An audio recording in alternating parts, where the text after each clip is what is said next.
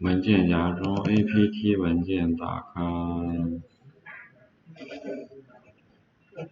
测试界面、数据界面、方法界面、设置界面，对电极进行标定，提定管系数进行标定，双击杯子编辑样品信息，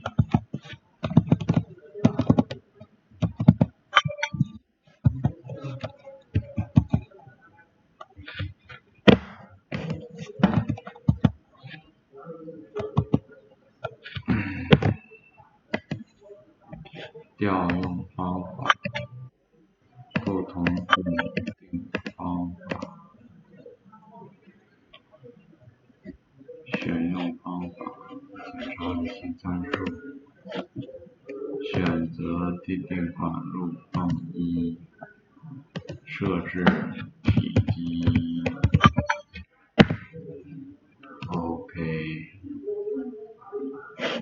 显示正常运行，